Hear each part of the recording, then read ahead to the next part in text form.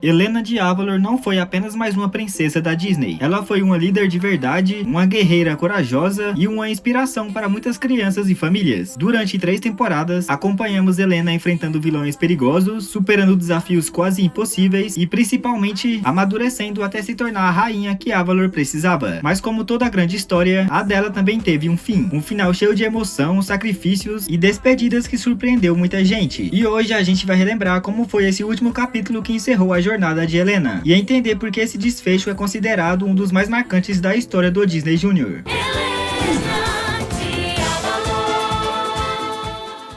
A própria Helena conta que sua vida teve 2 começos. No dia do seu aniversário de 15 anos, sua mãe lhe deu um objeto muito especial, o amuleto de Avalor. Ela explicou que Helena deveria cuidar muito bem dele, porque um dia aquele amuleto poderia salvar sua vida. Naquele momento, Helena nunca imaginou que isso realmente aconteceria, até que em um dia terrível, aparece uma poderosa feiticeira chamada Shuriki. Ela invade o reino de Avalor, ataca o castelo e acaba tirando a vida dos pais de Helena. Mas ela não queria parar por aí. Seu objetivo era destruir toda a família real. O feiticeiro do reino percebe o perigo e age rapidamente. Ele diz que pode proteger Isabel e os avós de Helena dentro de um quadro mágico, mas precisa de tempo para realizar o feitiço. Determinada a proteger sua família, Helena vai enfrentar Shuriki, só que a feiticeira é muito mais forte e a derrota com facilidade. Quando tudo parecia perdido, o amuleto de Avalor entra em ação e aprisiona Helena dentro dele para salvá-la. O feiticeiro percebe o que aconteceu e promete que um dia trará Helena e sua família de volta, mas isso não seria fácil. Helena ficou presa dentro do amuleto por 41 anos, até que finalmente é libertada pela princesa Sofia, história que também é mostrada no final de Princesinha Sofia, que você já viu aqui no canal. Depois de ser libertada, Helena salva sua irmã e seus avós. Com a ajuda do povo de Avalor, ela consegue derrotar Shuriki de uma vez por todas, e então começa a sua segunda vida. Como herdeira do trono, ela agora precisa aprender a governar. A grande aventura começa aqui. No dia em que acredita que será oficialmente coroada rainha, Helena acorda cheia de expectativa. Ao lado de seus amigos, as criaturas mágicas voadoras, ela fala sobre tudo o que está por vir. Ao entrar no castelo, ela encontra Zuzu. Ele parece uma simples raposa, mas na verdade é um espírito do reino espiritual. Normalmente, ninguém consegue ver esses espíritos, mas como Helena passou 41 anos presa dentro do amuleto, ela acumulou muita magia. Isso fez com que se tornasse poderosa o suficiente para enxergá-los. Zuzu então se oferece para ser seu guia espiritual e ajudá-la sempre que necessário. Logo depois, Helena reencontra sua irmã Isabel, de quem sentiu muita falta. Helena entrega a ela um caderno para que ela possa usar como diário. No jantar, seus avós e seu primo Esteban estão esperando. Durante os 41 anos em que Shuriki governou, Esteban trabalhou ao lado da feiticeira como seu braço direito. Quando Helena retorna, ele afirma que sempre acreditou que ela voltaria e que agora está do lado dela. Helena decide perdoá-lo, embora ele continue sendo um personagem misterioso. Durante o jantar, Helena recebe uma notícia difícil. O código do reino determina que não pode haver um governante menor de idade, e ela tem apenas 16 anos. Até atingir a maioridade, ela precisará escolher 4 conselheiros reais para governar ao seu lado. Helena não gosta nada disso, afinal ela passou 41 anos esperando por esse momento. Mesmo assim, depois de conversar com a família, decide ouvir o povo antes de tomar qualquer decisão. Ela vai até o porto para entender as necessidades das pessoas. Lá, Esteban organiza um encontro com Paloma, uma líder influente da região. Helena preferia conversar diretamente com o povo, mas aceita a reunião. Enquanto isso, Isabel descobre que vários barcos estão desaparecendo misteriosamente. Ao investigar, acaba sendo sequestrada. Uma jovem corre para avisar Helena, e elas partem imediatamente para o resgate. Antes procuram Mateu, neto do antigo feiticeiro que salvou Helena no passado. Ele explica quem são as criaturas estranhas envolvidas e onde elas se escondem. Quando chegam ao local, acontece uma grande batalha. Helena e seus amigos estão em desvantagem. É nesse momento que Zuzu dá um conselho importante. Para governar bem, não basta atacar, é preciso dialogar. Helena decide conversar com o líder das criaturas roxas. Eles revelam que foram escravizados por Shuriki para transformar tudo em ouro. Depois da queda da feiticeira, fugiram roubando barcos para tentar voltar para casa. Helena entende a situação, pede desculpas e promete ajudá-los. Ali ela aprende uma lição fundamental.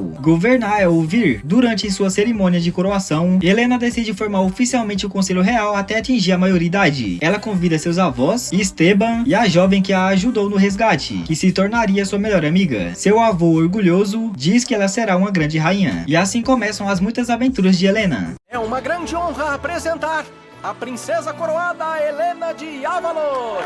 dos momentos mais importantes da série acontece durante a celebração do Dia dos Mortos. Essa é uma festa muito tradicional do México, e Helena também celebra essa data em Avalor. Vale lembrar que Helena foi a primeira princesa latina da Disney, e a série faz questão de valorizar a cultura latino-americana, mostrando comidas típicas, músicas e tradições. Helena está animadíssima, porque o Dia dos Mortos é um dos seus dias favoritos. Ela e sua avó preparam pratos tradicionais, como caveiras de açúcar e doce de abóbora. O castelo inteiro entra no clima da celebração, inclusive com música especial para o festival. Como seus pais já faleceram, esse é um momento muito importante para homenageá-los. Helena vai chamar Isabel para irem ao cemitério juntas, mas Isabel diz que seu vestido rasgou e pede que sigam na frente. Já no cemitério, algo inesperado acontece. Helena começa a ver fantasmas. Sim, espíritos dos mortos caminhando entre os vivos. Ela é a única que consegue enxergá-los. Assustada e confusa, chama Zuzo e pergunta o que está acontecendo. Ele explica que por ter passado tantos anos dentro do amuleto de Avalor, Helena desenvolveu essa habilidade especial. Mas isso só acontece no Dia dos Mortos, quando a energia espiritual está mais forte. Zuzo diz que ela precisa aproveitar esse dom enquanto pode. Enquanto Helena ainda está no cemitério, uma senhora bem idosa aparece e pede ajuda. Ela conta que seus netos estão prestes a vender o restaurante que ela construiu com tanto esforço durante a vida inteira. Eles querem vender para um homem ambicioso, que vai transformar o lugar em um banco. Helena fica um pouco confusa e pergunta como poderia ajudar. A senhora explica que ela precisa conversar com os netos e tentar convencê-los a mudar de ideia. Mesmo sem ter certeza do que fazer, Helena aceita ajudar. Ao chegar no restaurante, a neta reconhece Helena como a princesa de Avalor e oferece comida. Helena aceita, mas o irmão da jovem pede que ela não aceite. Quando o prato chega, fica claro o motivo. A comida está estranha. Uma das receitas, por exemplo, é uma lagosta que parece estar praticamente viva. Eles explicam que quando eram crianças, ajudavam a avó a cozinhar, mas depois que ela faleceu, descobriram que o livro de receitas estava escondido. Como nunca o encontraram, tentaram cozinhar sozinhos e só passaram vergonha. A avó, que estava ali como espírito ouvindo tudo, percebe que esqueceu de contar onde o livro estava escondido. Então decide revelar o local. Quando encontram o livro, parece que tudo vai se resolver, mas o neto insiste que quer vender o restaurante. Ele acredita que usando as receitas, pode ganhar ainda mais dinheiro vendendo o lugar. A irmã discorda, e os dois começam a discutir. A briga termina de forma trágica. O livro pega fogo e é completamente destruído. Os dois ficam furiosos e se separam. Mais uma vez, a avó pede ajuda a Helena, e então Helena decide agir como mediadora. Ela escuta as receitas que a avó dita e repassa tudo para a neta, que anota cuidadosamente. Depois, a jovem prepara um prato especial para o irmão. Ao provar a comida e sentir o sabor da infância, ele muda de ideia. Decide manter o restaurante e honrar a memória da avó. De volta ao cemitério, acontece uma grande celebração em homenagem aos entes queridos. E em um momento muito emocionante, Helena vê seus pais como espíritos. Eles estão ali, apoiando ela e orgulhosos. Não quero ir ao cemitério.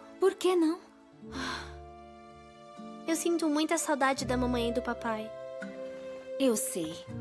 Eu também sinto. O último episódio de Helena de Avalor foi tão especial que pareceu um verdadeiro filme. Ele teve 1 hora de duração, algo muito maior do que um episódio comum. Ao longo da série, Helena enfrentou inúmeros desafios, provou que estava pronta para governar, derrotou inimigos perigosos e até enfrentou o retorno de Shuriki. Mas conforme a história avançava, os inimigos ficavam cada vez mais poderosos. Um dos momentos mais marcantes foi a traição de seu primo Esteban. Ele ajudou a trazer Shuriki de volta e quase destruiu o reino. Depois se arrependeu, mas Helena não conseguiu perdoá-lo naquele momento, e ele acabou sendo exilado. O episódio final começa no dia mais esperado da vida de Helena. Ela finalmente atingiu a maioridade e será oficialmente coroada rainha de Avalor. Mas justo nesse dia, surge uma notícia preocupante. Sua inimiga mais poderosa, chamada Ash, foi localizada. Ash é uma feiticeira extremamente poderosa que quer libertar as sombras. 4 entidades com poderes devastadores. Uma pode transformar qualquer coisa em animal, outra controla o clima, a terceira corrompe o coração das pessoas, fazendo elas se tornarem más, e a quarta, a mais perigosa, controla o tempo e pode transformar qualquer um em pedra. Helena reúne a sua equipe e vai enfrentá-la. Quando as duas finalmente se encontram, acontece uma batalha intensa. Quando parecia que Helena estava perto da vitória, Ash abre um portal e as duas são sugadas para dentro dele. Elas vão parar no mundo espiritual. Enquanto isso, em Avalor, as 4 sombras são libertadas por Esteban. No mundo espiritual, Helena e Ash tentam encontrar uma saída, mas acabam sendo levadas até o líder daquele lugar, um poderoso papagaio. Ele propõe um desafio desafio curioso, um jogo de bola. Quem vencer ficará no lugar mais alto e privilegiado para sempre. Quem perder cairá em um buraco pela eternidade. Durante esse tempo, Helena reencontra seus pais no mundo espiritual. Eles prometem ajudá-la a voltar para o mundo dos vivos. Enquanto isso, em Avalor, o caos está instalado. As sombras destroem tudo e avançam em direção ao castelo. Isabel tenta assumir a liderança. Ela enfrenta as criaturas e consegue derrotar uma delas. Mas ainda restam 3. Mesmo com todos os aliados reunidos, a situação parece impossível. No mundo espiritual, o jogo continua e tudo indica que Helena está perdendo. Mas o que ninguém percebe é que ela está fazendo isso de propósito. No final, Helena se deixa vencer. O papagaio anuncia que, como vencedora, Ash ficará no lugar mais alto para sempre. E o tal buraco mencionado era na verdade o mundo dos vivos. Helena havia entendido tudo. Ela se sacrificou estrategicamente para voltar para casa. De volta a Avalor, Helena enfrenta as sombras novamente. Eles conseguem derrotar mais uma, mas resta a mais poderosa, a que controla o tempo. Ela começa a transformar todos em pedra. Seus avós, guardas, aliados, parece o fim. Quando a última sombra está prestes a atacar Helena, Esteban se coloca na frente dela. Durante toda a série, ele a traiu, mas naquele momento, decide protegê-la. Emocionada, Helena finalmente diz que o perdoa. E é nesse instante que algo incrível acontece. Esteban e todas as pessoas transformadas em pedra voltam ao normal. Descobrimos então que o verdadeiro poder de Helena vem de suas emoções positivas. E naquele momento, o perdão foi mais forte do que qualquer magia. Juntos, Helena e Esteban derrotam a última sombra. Avalor está salva mais uma vez. Esteban pede perdão sinceramente. E dessa vez Helena o perdoa de coração. Então todos lembram que ainda tem uma coroação para acontecer. O sonho que Helena teve desde criança finalmente vai se realizar. E quando ninguém esperava, aparece Princesa Sofia, acompanhada de seus irmãos Ember e James, agora mais velhos do que em Princesinha Sofia. É um momento nostálgico e emocionante. Finalmente, Helena é coroada a rainha de Avalor. E assim a série chega ao fim.